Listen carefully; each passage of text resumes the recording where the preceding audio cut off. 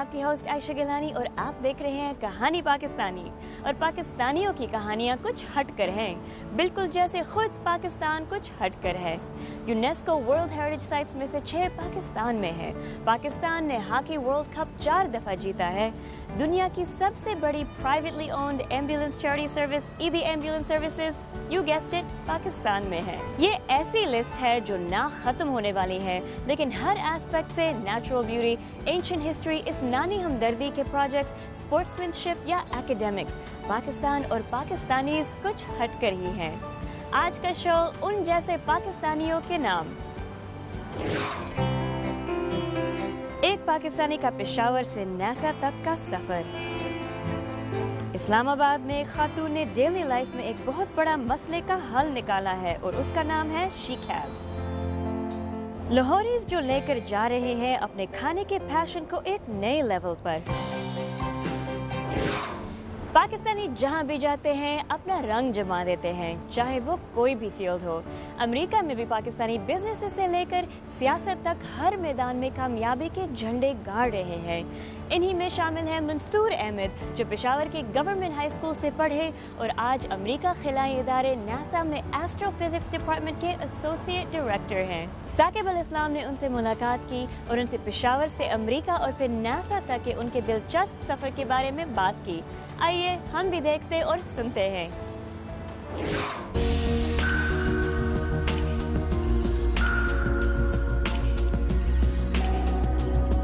یہ ہے ہماری کائنات کی وسعتوں کے دلکش اور پراسرار مناظر, اور یہ مناظر ہماری آنکھوں تک پہنچائے ہیں ہبل اسپیس ٹیلیسکوپ نے.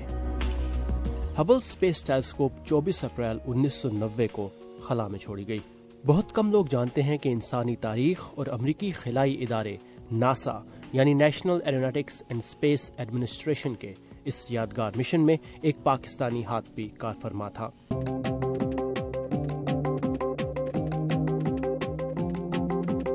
تو مجھے کوئی وہ خواب و خیال بھی نہیں تھا کہ میں ناسا میں جاؤں گا, یا میری کچھ وہ تھی ڈائریکشن تھی کہ وہاں میں نے کام کرنا ہے. میں جب گزرتا تھا تو بورڈ نظر آتا تھا ناسا کا, تو دل تو چاہتا تھا کہ کاش میں یہاں ہوتا.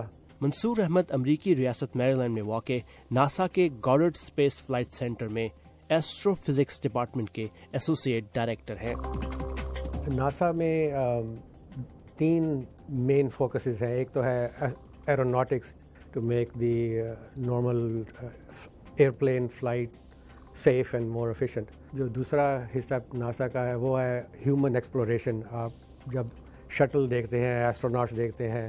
تیسرا حصہ ہے ناسا کا وہ ہے اسپیس سائنس, انڈرسٹینڈنگ آور اون ارتھ, انڈرسٹینڈنگ اپنی سولر سسٹم. وہ ایسٹرو فزکس کے اندر آتے ہیں. تو جو بھی astro physics related satellites missions observatory جیسے ہبل ہو گئی, that every body knows about, and several others.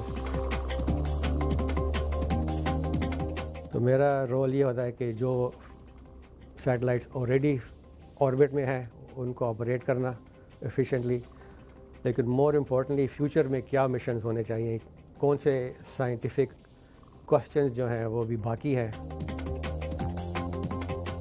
امریکہ بھر میں ناسا کے 11 مختلف سینٹرز میں سے ایک گارڈرڈ اسپیس سینٹر میں سائنسدانوں اور انجینئرز کی سب سے بڑی تعداد موجود ہے جو زمین, سورج اور ہمارے نظام شمسی کا مشاہدہ کرنے کے لیے تحقیق کر رہے ہیں. جب ہبل بنانے کی تیاری شروع کی جا رہی تھی, انہی دنوں میں منصور نے ناسا جوائن کیا. ایک تو میں خوش قسمتی سمجھوں گا, دوسرا کہ being the right place at the right time سمجھ لیں. کون سوچ سکتا تھا کہ ایبٹ آباد پاکستان میں پیدا ہونے والا ایک بچہ اور پشاور کے گورنمنٹ ہائی اسکول نمبر 1 کا ایک طالب علم کسی دن انسانی تاریخ کی سب سے بڑی دریافتوں میں سے ایک میں اپنا نام شامل کرے گا. منصور اپنی اس کامیابی کو لو ٹوپا میں موجود پاکستان ایئر فورس کے کیڈٹ کالج میں گزارے ہوئے ان 3 برسوں کے نام کرتے ہیں جس دوران ان کے اندر آسمانوں کو مسخر کرنے کی جستجو پیدا ہوئی. I felt کہ میں بہت فارچونیٹ ہے کہ I got selected in that school. So I would like to say hi to my V-entry. Hi V-entry boys. لیکن منصور کا یہ سفر آسان ہرگز نہیں تھا. اس وقت جب منصور پائلٹ بننے کے خواب کو حقیقت میں بدلنے سے نہایت قریب تھے، ان کا یہ خواب ٹوٹ گیا. ان کی نظر کمزور ہونا شروع ہو گئی اور کیڈٹ کالج نے انہیں آپشن دی کہ وہ یہیں رہ کر ایروناٹیکل انجینئرنگ کر لیں یا کیڈٹ کالج چھوڑ دیں. اس وقت منصور کے والدین امریکہ ہجرت کر چکے تھے اور وہ صرف اپنے کالج کی وجہ سے پاکستان میں تھے. منصور کی والدہ نے انہیں اپنے پاس بلا لیا اور پھر ان کا سفر دوبارہ سے امریکی ریاست میری لینڈ میں شروع ہوا. وہ اپنے لوور ٹوپا میں جو ہم نے میتھ اور فزکس وغیرہ کی اسٹڈیز 11ویں میں پڑھی تھی، وہ یہاں 12ویں میں شروع کر رہے تھے. تو اس لحاظ سے میں کافی شائن کیا اسکول میں. دماغ میں پڑ گیا تھا کہ بھئی انجینئرنگ ہی کرنی ہے. تو وہاں سے میں نے یونیورسٹی آف میریلینڈ سے میں نے میکینیکل انجینئرنگ کی اور اس کے بعد جاب وغیرہ شروع کر دی اور پھر میں ماسٹرز میں بھی چلا گیا انجینئرنگ میں. لیکن اس کے بعد منصور کو ہیٹنگ اینڈ ایئر کنڈیشننگ کے شعبے میں نوکری ملی. انہوں نے تھرمو ڈائنامکس کو سمجھا اور پھر سولر انرجی اور ہیٹ ٹرانسفر کے شعبے میں بھی کام کیا، جہاں سے انہیں ناسا کے ساتھ ایک کانٹریکٹ پر کام کرنے کا موقع ملا.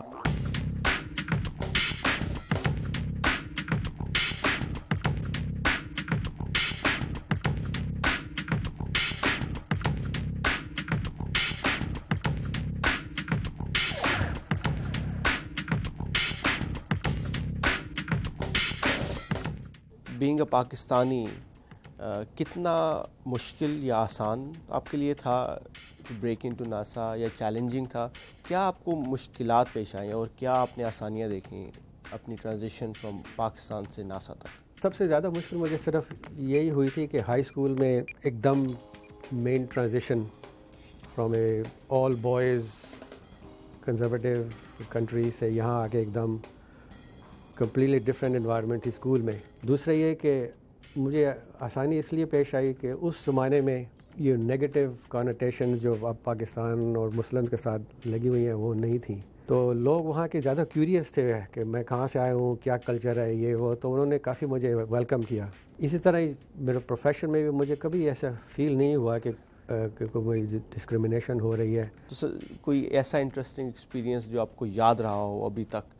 میں اپنی خوش قسمتی ہی سمجھوں گا کہ جس پروجیکٹ پہ میں نے شروع کیا that has been the most successful astro physics project for NASA, اور وہ ہے ہبل اسپیس ٹیلیسکوپ. بلکہ بچہ میرے خیال میں دنیا میں اب ہبل کا نام جانتا ہے اور اس کی جو ڈسکوریز ہیں. Our Space Achievement Award, Mansoor Ahmed from NASA.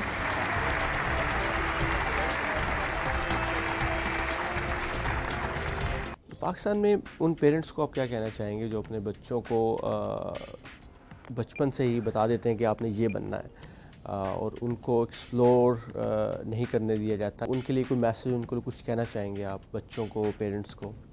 I think the main thrust ہونا چاہیے بچوں کو آزادی دینی چاہیے کہ وہ خود ڈھونڈیں ان کے دل میں کیا خواہشیں ہیں، رادر دین کہ انفورس کہ بھی تم نے ڈاکٹر بننا ہے یا انجینئر بننا ہے یا کچھ. کہ اگر آپ بچپن سے ہی ان کو اپنے اندر رونی جذبات کو ایکسپلور کرنے کا موقع دیں تو ان کی جو ڈیولپمنٹ جو ہے وہ اور زیادہ سالڈ ہوگی. It's a basic human right for each children to be exposed to everything. And actually, if you're forcing a child to go towards one particular area too early, you're actually violating their human basic rights.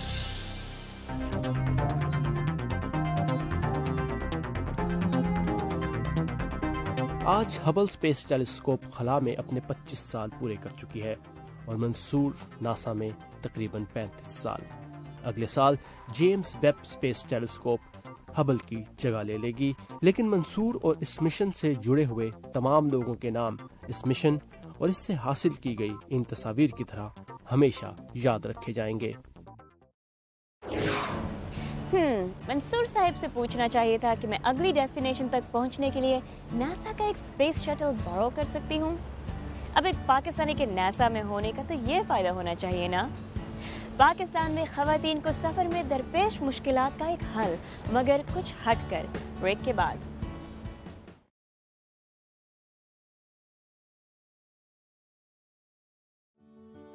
Break سے واپس آنے کے لیے شکریہ. جب آپ کے ملک میں کوئی ایسا مسئلہ ہوتا ہے جو آپ کی اور دوسروں کی ڈیلی لائف میں اور زندگی کی کامیابی میں رکاوٹیں ڈالتا ہے, آپ کیسے ریئیکٹ کرتے ہیں؟ اکثر لوگ پہلے تو ناراض ہوتے ہیں, پھر شاید شکایت کرتے ہیں اور بس.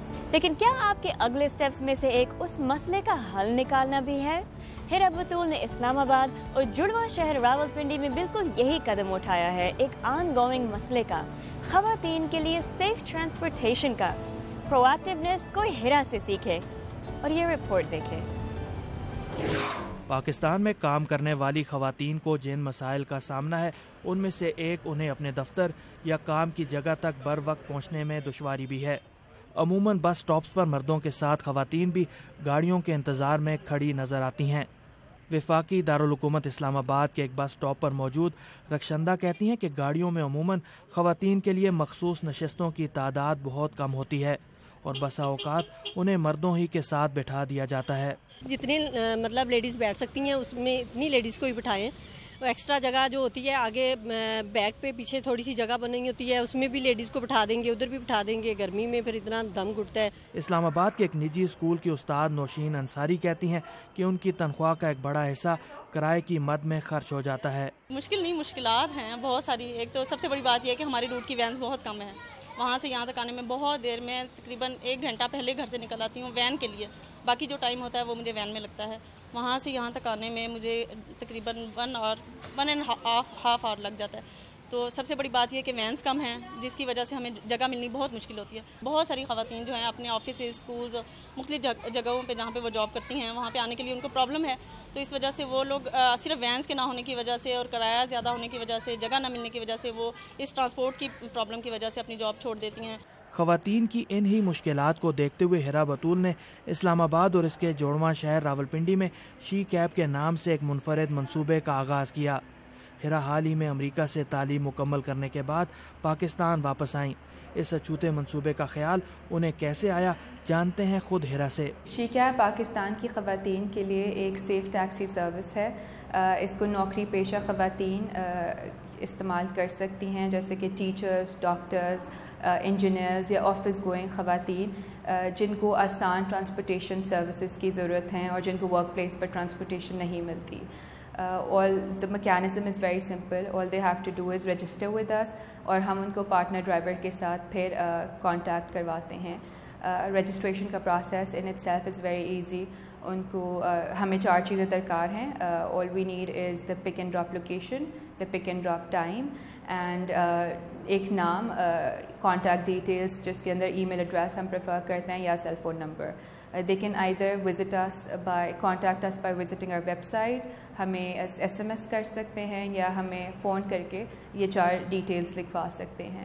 Once they register with their request, ہم 8 سے 10 دن لیتے ہیں ان کو پارٹنر ڈرائیور سے رابطہ کروانے میں اور لوکیٹ کرتے ہیں کہ کون سے علاقے سے ریکویسٹ آئی ہے اور کون سا کنوینئنٹ ڈرائیور ہوگا ہمارے اس لوکیشن میں جس سے ہم اس کا رابطہ کروا سکیں. آپ امریکہ میں بھی رہیں, وہاں جو آپ کا رہنا تھا, قیام تھا, کیا اس نے بھی کوئی مدد کی آپ کے اس منصوبے کے آغاز میں؟ میرے دماغ میں یہ آئیڈیا کہیں تھا دبا ہوا, بٹ بیکاز پڑھائی کا پریشر اتنا ہوتا ہے, اتنا برڈن تھا, we didn't do much about it. اس کے بعد پھر میں نے جارجیا ٹیک کے جس یونیورسٹی میں پڑھ رہی تھی امریکہ میں آن دا فل برائٹ اسکالرشپ, ان کی ٹیکنالوجی انکیوبیٹر سے رابطہ کیا, ان کو بتایا کہ this is what I want to do, آپ مجھے بتائیں کس طرح اس کو شروع کیا جائے. پھر ہم نے مارکیٹ ریسرچ شروع کیا امریکہ سے, سروس کیے. اسلام آباد سے میرا تعلق ہے تو اسلام آباد کی خواتین کی, راولپنڈی کی خواتین کے سروس کیے, جو لڑکیاں ایک دوسرے کو جانتی تھی, پرٹیکولرلی ورکنگ ویمن کو ہم نے ٹارگٹ کیا. آپ نے اس منصوبے کا آغاز راولپنڈی اور اسلام آباد میں کیا.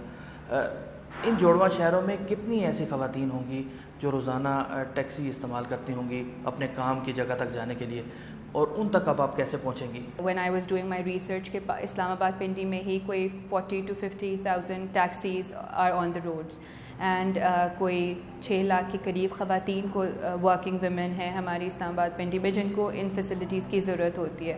So right now I'm going to target this market which I know is very concentrated and perfect the model here.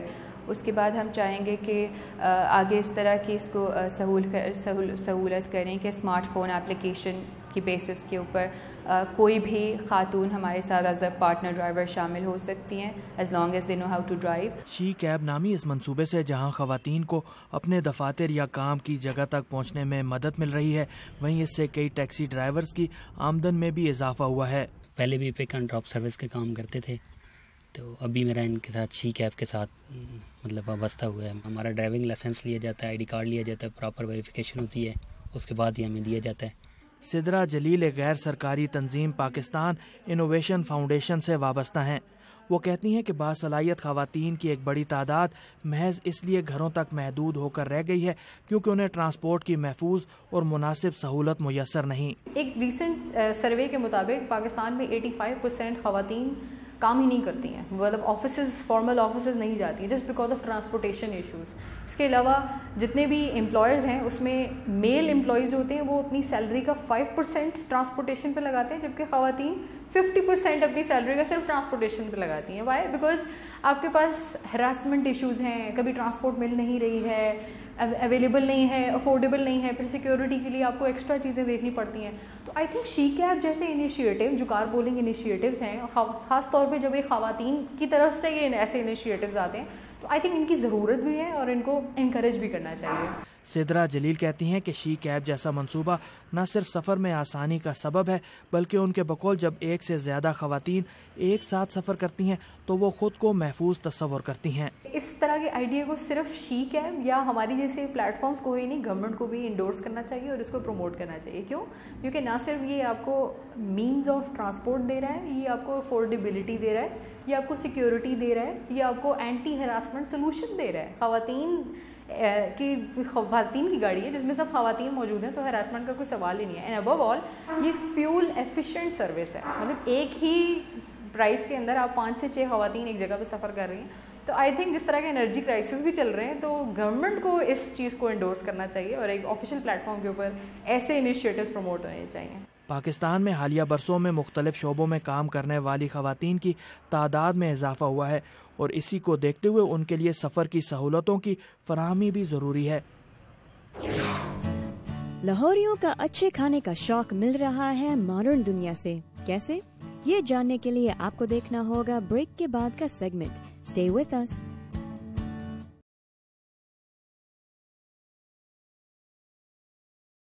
اور اب ہم آپ کو لاہور لے کر جائیں گے.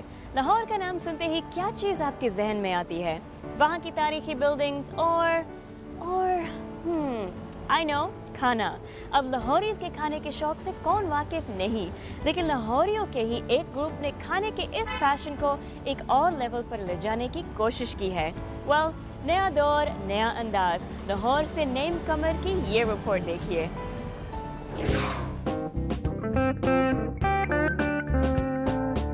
کھانا زندگی کی بنیادی ضرورت ہے، لیکن اچھا کھانے کا شوق رکھنے اور اس شوق کو پورا کر سکنے والے لاہوریوں کے لیے کھانا صرف زندگی کی ایک بنیادی ضرورت نہیں.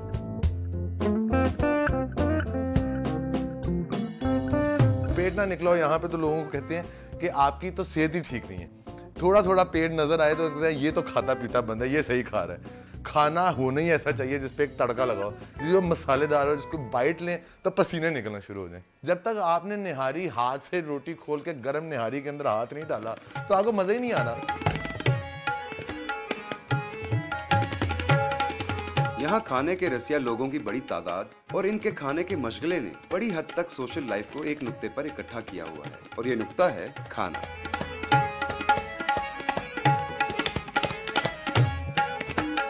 The most you can do is just step out and eat out. I love لاہوری کھانا. I'm from here. دنیا کی جنگیں یہاں کی اسپائسز اور مسالوں اور ذائقوں پر ہوئی ہیں، تو ہم نہیں بنا سکتے. ہمارے جو قیمے کے نان ہیں وہ کسی پیٹزا سے کم ہیں.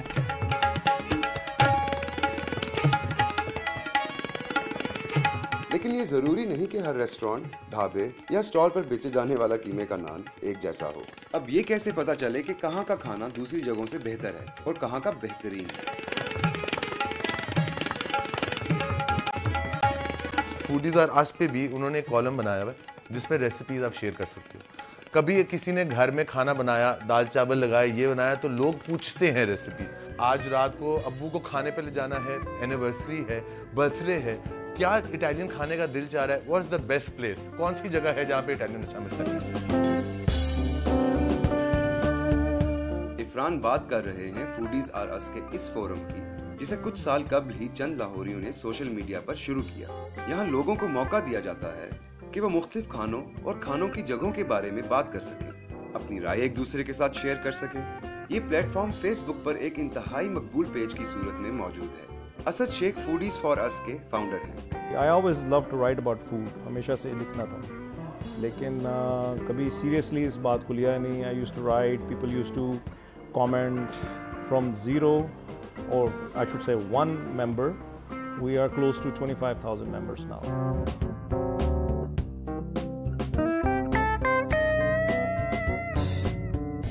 جہاں ریسٹورنٹس کی ریٹنگ کا کوئی باقاعدہ اور قابل اعتبار نظام نہیں, وہاں فوڈیز آر اس جیسے پلیٹ فارم کیا اہمیت رکھتے ہیں, اس کا اندازہ لگانا مشکل نہیں. انوائرمنٹ بہت کلین ہونا چاہیے. کلیننس کے لیے بڑا ضروری ہے کہ جو نا کچن اور جو نا آپ کے جو پروڈکشن ایریا ہے جہاں پہ فوڈ تیار ہوتا ہے, اور جو لوگ اس کے ساتھ جو نا کھانے کے ساتھ ڈائریکٹلی جو نا انوالو ہوتے ہیں, وہ بڑی صاف ستھرا ہونا بہت زیادہ ضروری ہے. اس فورم پر کھانے کے معیار, ذائقے, پیشکش, ماحول, سروس اور تمام ان چیزوں پر بات چیت ہوتی ہے جو لوگوں کے لیے اہمیت رکھتی ہیں. جب بھی آپ لکھو کھانے کے بارے میں, کسی ریسٹورنٹ کے بارے میں, اگر آپ کا برا ایکسپیرینس ہے, there and then talk to the management, they will take care of the problem. اگر نہیں تو فورم پہ بتاؤ, ضرور بتاؤ, بٹ رائٹ ریسپانسبلی. دلچسپ بات یہ ہے کہ آج فوڈیز آر اس پر صرف لاہور ہی نہیں بلکہ پاکستان اور پاکستان سے باہر کے شہروں اور ریسٹورنٹس کے بارے میں معلومات کا تبادلہ کیا جاتا ہے. What's the best place to eat in اسلام آباد اور لاہور اور کراچی؟ ٹھٹا ٹھٹا ٹھٹا کر کے آپ کو ریویوز آنا شروع ہوتے ہیں. ادھر جاؤ, پرائس پوچھنی ہے وہ بتا دیتے ہیں. ہمیں گوگل نہیں یوز کرنا پڑتا, ہم فوڈیز آر اس کے تھرو ان لوگوں کے جنہوں نے وہاں پہ کھایا ہے, میجورٹی کا ایکسپیرینس اچھا ہے, برا ہے, کیا ڈش آرڈر کرنی چاہیے, ساری ریکمنڈیشن مل جاتی ہے. لاہور کے روایتی کھانوں کے ساتھ لذیذ ذائقے ہی نہیں, دلچسپ داستانیں بھی وابستہ ہیں, اور فوڈیز آر اس سے منسلک لاہور والے ان داستانوں کو زندہ رکھنا چاہتے ہیں. ایک فیکا کی لسی ہوتی تھی, وہ بندہ پیڑے ڈالتا ہے, پیڑوں کو پہلے پورا کوٹتا ہے, اس کے بعد اس میں تھوڑی سی دہی ڈالتا ہے, اس کے اندر تھوڑا سا دودھ ڈالتا ہے, اس کو مکس کرتا ہے, اور وہ اتنا بڑا آپ کو ایک گلاس دیتا ہے اور اس کے ساتھ چمچ دیتا ہے. اب چمچ کی ٹیکنیک کیا ہے کہ پہلے آپ لسی پئیں, اس کے بعد آپ نیچے سے کھویا کھائیں, اور کھوئے کے بعد جو جھاگ ہوتی ہے وہ کھائیں, تو 3 ڈفرنٹ لیئرز آف آپ کو لسی مل رہی ہے. مجھے کسی روڈ سائڈ پہ پھٹے پہ بٹھا کے بھی اچھا کھانا کھلا دیں گے, I'll appreciate it. And I have done it, you know, چاہے وہ منا ہو لکشمی چوک میں, یا بٹ کڑائی ہو, یا شیفا ہو, I mean, they're all legends.